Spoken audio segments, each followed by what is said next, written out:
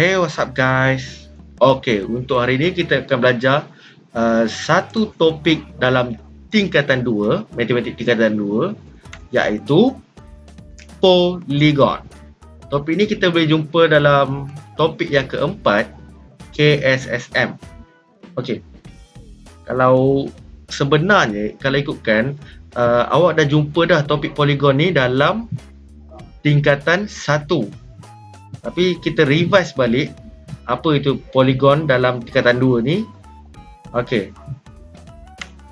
Polygon. Apa itu polygon?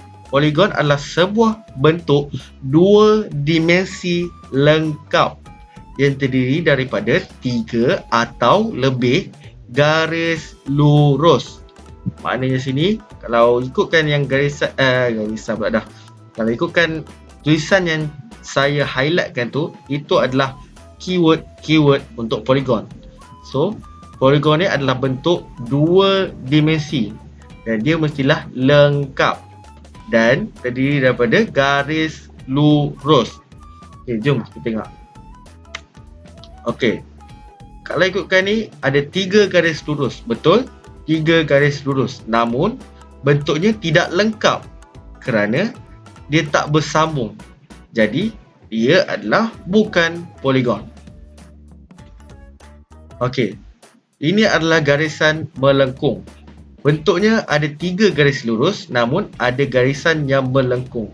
Jadi bentuk ini adalah tidak lengkap.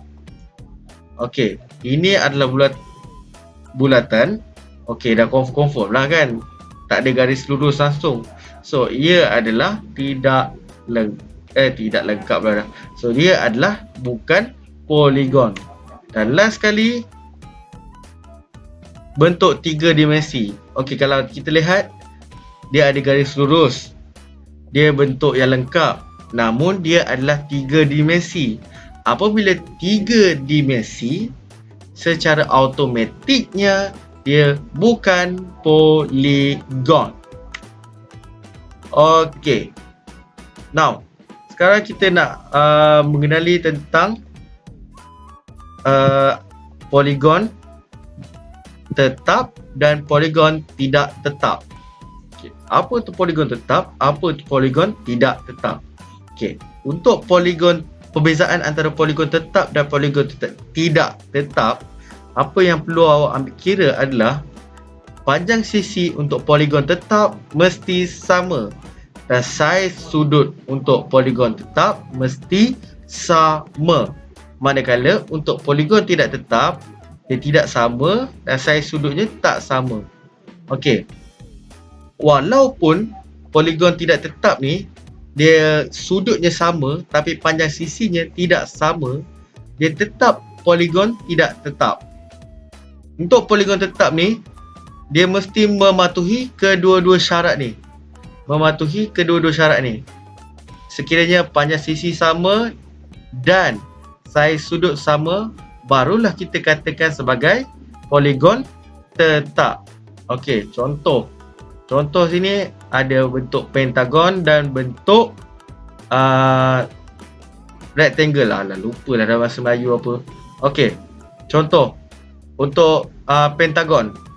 Kalau awak dapat lihat sini, pentagon ni panjang sisinya adalah sama dan sudutnya adalah sama.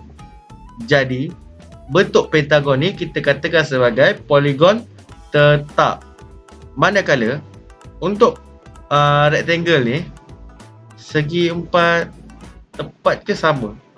Lupa lah, selalu sebut bahasa Inggeris kan.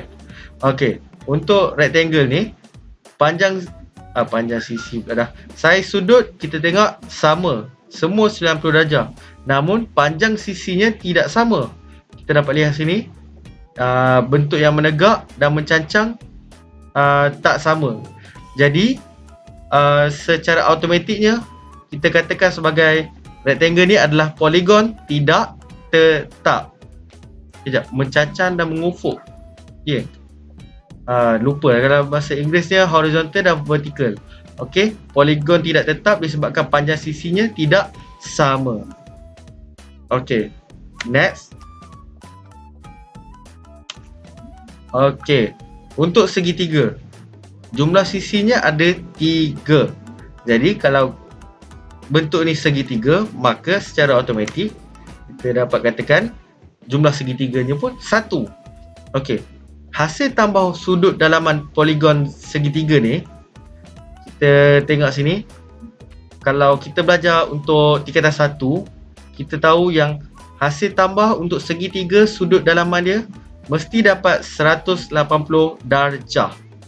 Jadi disebabkan dia cuma ada satu saja segitiga, so kita katakan sebagai sudut dalaman dia, hasil tambah sudut dalaman segitiga tersebut adalah 180 darjah.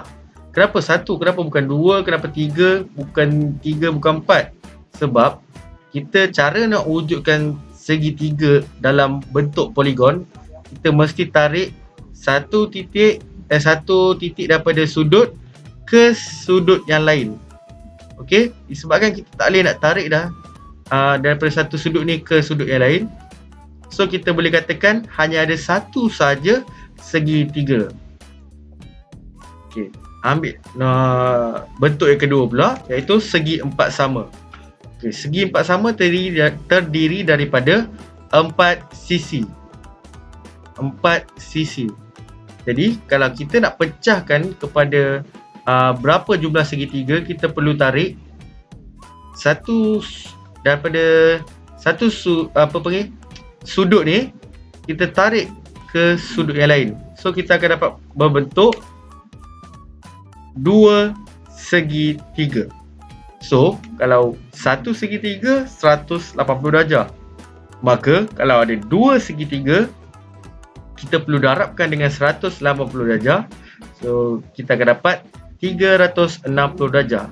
Maka kita boleh katakan hasil tambah sudut dalaman poligon tersebut adalah 360 darjah.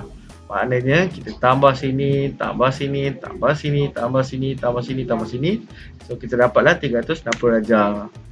Okay, contoh macam ni lah. Okay, sini 90, sini 90, dah 180. Tambah 90 sini, tambah 90 sini. So kita akan dapat 360 darjah. Okey. Contoh yang kedua, pentagon. Okey. Pentagon kita wujudkan daripada satu bucu ni, kita tarikkan ke bucu yang lain. Tarik ke sini tak boleh. So kita tarik ke sini. Dapat satu segitiga. Tarik ke sini lagi, dapat lagi satu segitiga. Dan kita dapat lagi satu segitiga sini.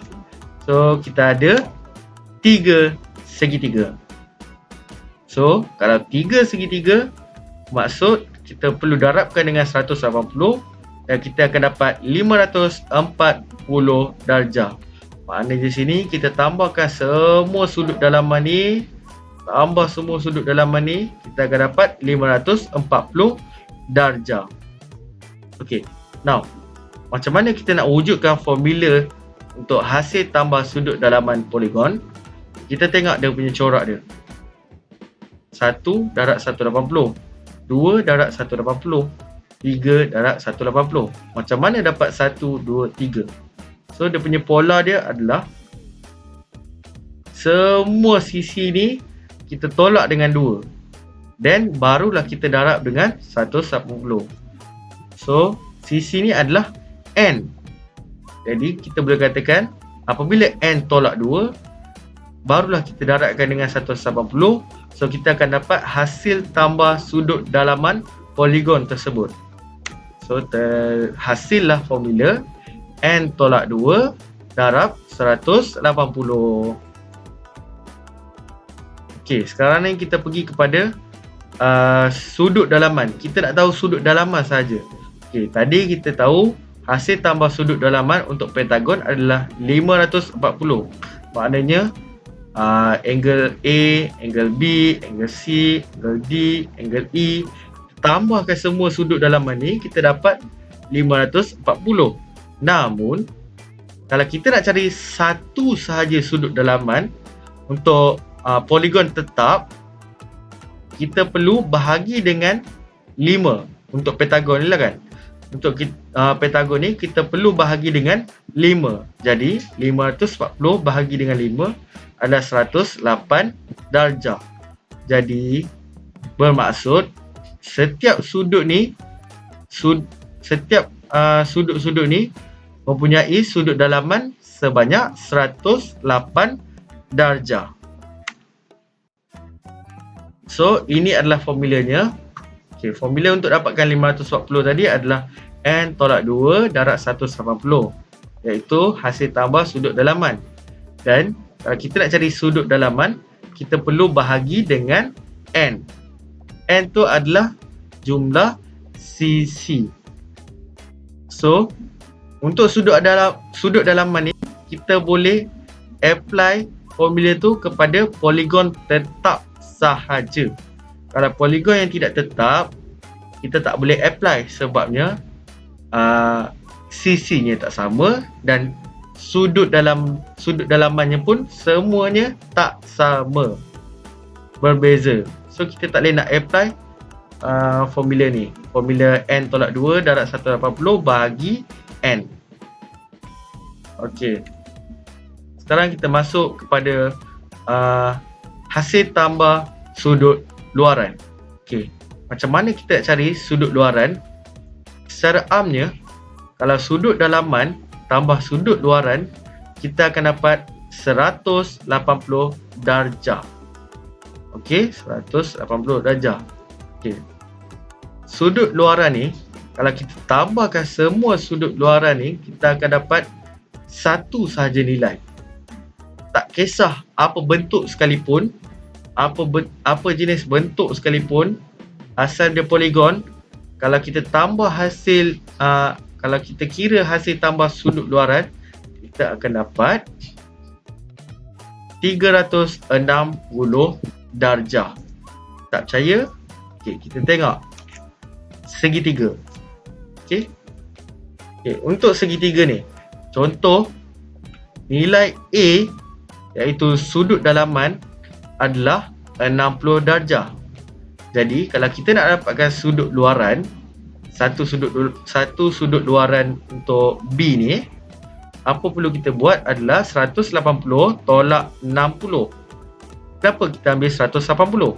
180 adalah nilai hasil tambah A dan B. Lihat, ini adalah satu garis lurus. Jadi jumlah sudut untuk satu garis lurus adalah 180 darjah. Dan kita nak cari nilai B.